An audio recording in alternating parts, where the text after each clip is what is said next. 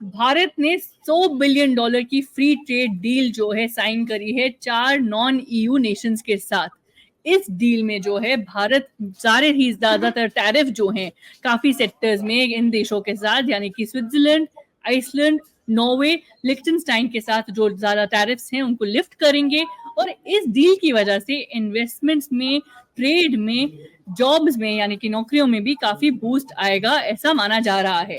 लेकिन ये डील जो है इतनी महत्वपूर्ण क्यों है, कितने समय के बाद ये डील हुई है, इसको डीकोड करने के लिए हमारे साथ हैं Jayjeet Bhattacharya, president, centre for digital economy policy research. बहुत धन्यवाद आपके समय के लिए। सबसे पहले तो जो लोग घर बैठे ये सोच रहे हैं कि ये फ्री ट्रेड डील एग्रीमेंट इतनी जरूरी क्यों है, आप उनको क्या समझाएंगे?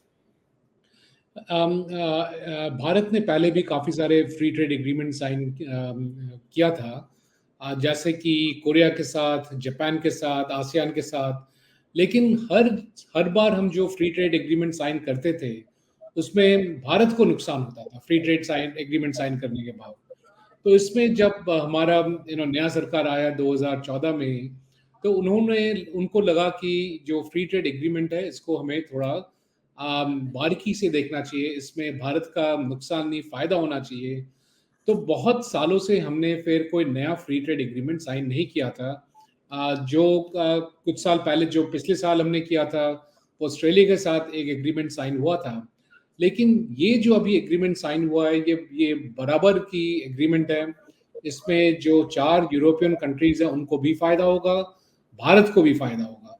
और इसमें जो एक और बहुत ही महत्वपूर्ण बात है इस एग्रीमेंट में, कि इसमें जो 4 यूरोपियन कंट्रीज हैं वो $100 बिलियन इन्वेस्टमेंट की कमिटमेंट दे रहे हैं इंडिया को, कि अगले 15 साल में वो $100 बिलियन की इन्वेस्टमेंट करेंगे।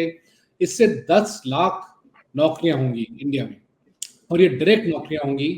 इनको ये ऐसे नहीं है कि जो वाहन चालक है उसको नौकरी मिल रहा है, ये जो है ये वो है जो जो जो डायरेक्टली उनको सैलरी मिलेगी। तो ये बहुत ही बड़ा नंबर है। तो अगर 10 लाख लोगों को डायरेक्ट नौकरी मिल रही है तो 20 लाख लोगों को और उसके ऊपर साइड नौकरियां मिलेगी। तो ये बहुत ही बड़ा इम्पैक्ट होगा इंडिया पे। जो एक और चीज जो गौर करने वाली बात है कि यूरोप की तरफ से जो 4 देश हैं उनकी तरफ से ये 99% जो इंडिया के एक्सपोर्ट्स है उन पे वो 99% एक्सपोर्ट्स पे वो अपना टैरिफ लाइन, उनका जो टैरिफ्स है वो घटा रहे हैं। और जो दूसरी तरफ है, जब जब हम इंपोर्ट कर रहे हैं इन 4 देशों से, उसमें 95% जो भी हम इंपोर्ट कर रहे हैं उस पर हम टैरिफ, जो उनका ड्यूटीज है उसको हम घटा रहे हैं।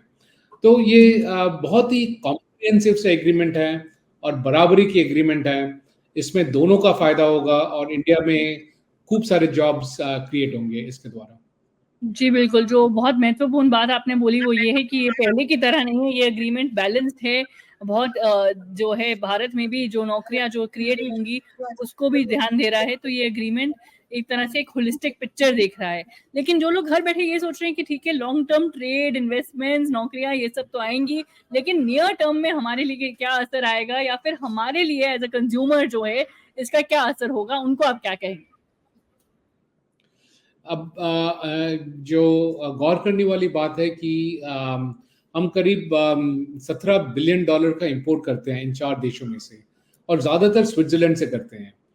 इसमें जो इंपोर्ट हो रहा है उसमें 80% इंपोर्ट गोल्ड का है। अब जब हम गोल्ड बोलते हैं तो अब लोगों का कान खड़ा हो गया होगा कि शायद अब सोना सस्ता हो जाएगा इसके द्वारा, लेकिन इसमें सोना इंक्लूडेड नहीं है। जो बाकी चीज़ें इंक्लूडेड है जो हमें स्विट्जरलैंड से मिलता है, जैसे चॉकलेट्स, तो ये आपको सस्ता मिल जाएगा। चॉकलेट्स आपका तुरंत सस्ता हो जाएगा। वाइन्स जो खरीदते हैं, वाइन सस्ता हो जाएगा।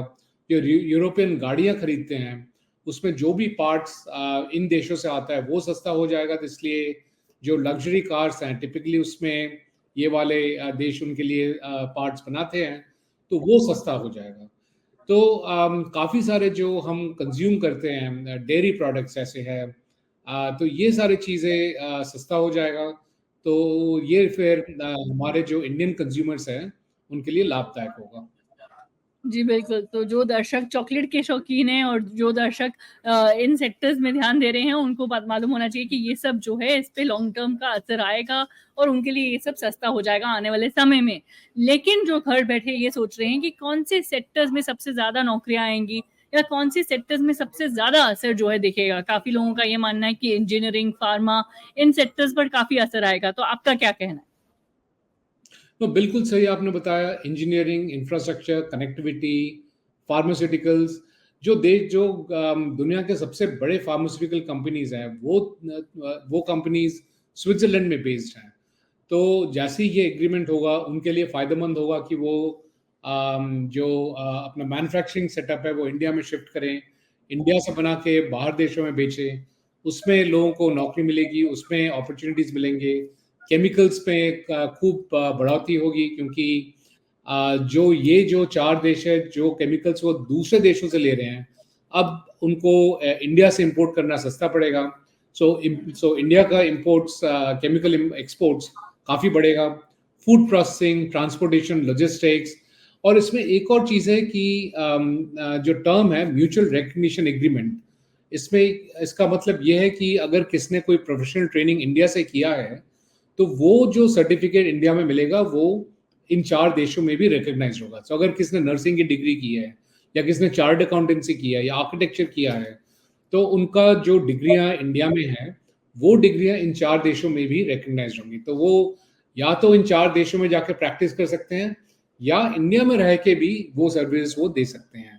तो ये काफ़ी रेवोल्यूशनरी क्लॉज है, क्योंकि इससे पहले ये था कि हमारे चार्टर्ड अकाउंटेंट वहाँ पे रिकग्नाइज नहीं होंगे, हमारे नर्सेज वहाँ पे रिकग्नाइज नहीं होंगे। तो वो जो नर्सेज हैं उनको उन 4 देशों में जाके फिर से नर्सिंग पढ़ना पड़ता था। अब उसकी ज़रूरत नहीं है। तो ये बहुत ही रेवोल्यूशनरी सा क्लॉज जो इस एग्रीमेंट में ऐड किया गया है। जी, बिल्कुल, आपने बहुत अच्छे से समझाया कि इसका जो असर है, जो इम्पैक्ट है, वो खाली जॉब्स और ट्रेड और इन्वेस्टमेंट पर सीमित नहीं है। अगर आपके पास कोई डिग्री है, तो अब वो भी जो है रिकग्नाइज़ होगी, बहुत ज़रूरी है। काफ़ी लोग जो हैं जैसे आपने कहा जाते हैं और फिर उनको पता चलता है कि इन-इन देशों में उनकी डिग्री जो है, वो या तो मानी नहीं जाएगी या उनको फिर से वो पढ़ाई करनी पड़ेगी। तो इसका असर जो है, वो रिवोल्यूशनरी है।